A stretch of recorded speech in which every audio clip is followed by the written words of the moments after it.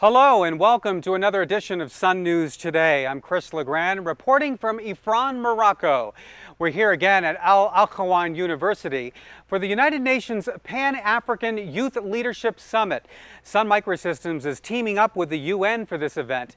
It's part of an initiative to mobilize the next generation of young leaders in an effort to solve such problems as poverty and hunger.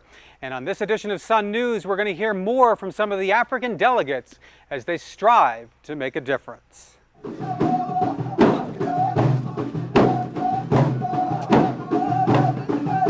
On a warm summer day, sounds of African music fill the air in this small village in northern Morocco.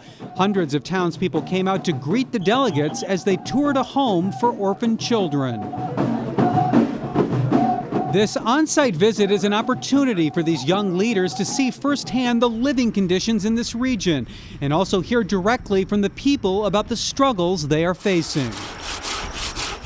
Here, like in many parts of Africa, extreme poverty and hunger are some of the biggest social issues.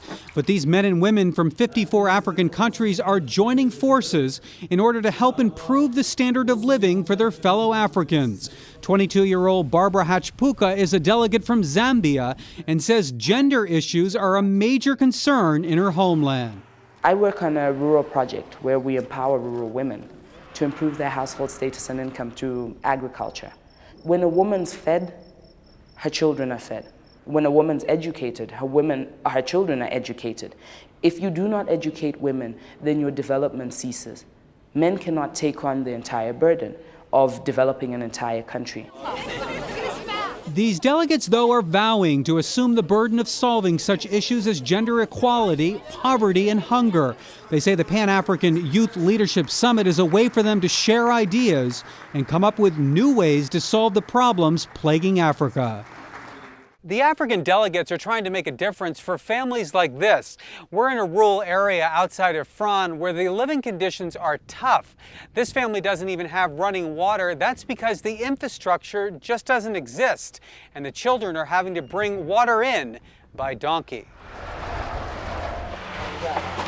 Fighting poverty and hunger are part of the 8 Millennium Development Goals adopted by the United Nations in September of 2000.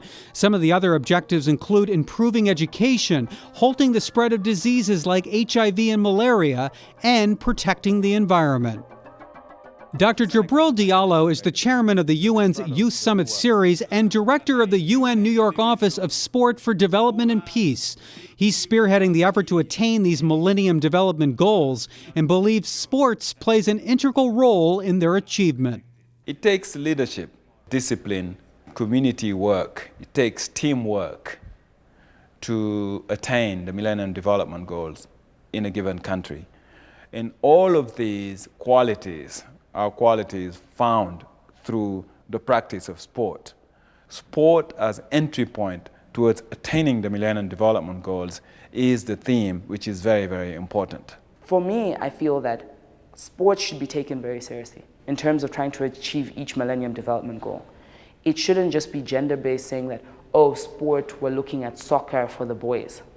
No, it should be girls are just as strong. The challenge is not just about being a woman or being a man. The challenge is how much you can learn. And for me, I support sport 100%.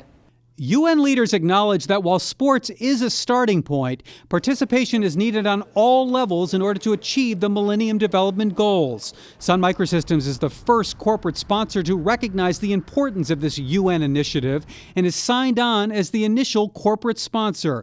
Sun is providing its technological expertise as well as tools, equipment, and training. John Gage is a vice president and chief researcher at Sun Microsystems. We've built a website. Sun is in partnership with the United Nations to build a supporting framework for these youth summits. So Sun wants to be part of that. We want to support all of those students and young leaders that are active today in the world's poorest countries. The youth coming from every African country and other parts of the world have identified one problem, and that problem is the lack of capacity to be connected.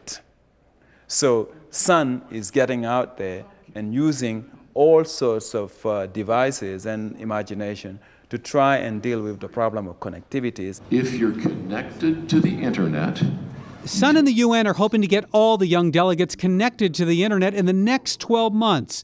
Doing so will help these leaders as they strive to attain the Millennium Development Goals and take Africa into the 21st century. To learn more about the Youth Summit, you can go to www.unyouthsummit.org. And that's going to do it for me from Morocco. I'm Chris LeGrand. Thank you for watching, and we'll see you next time for another edition of Sun News Today.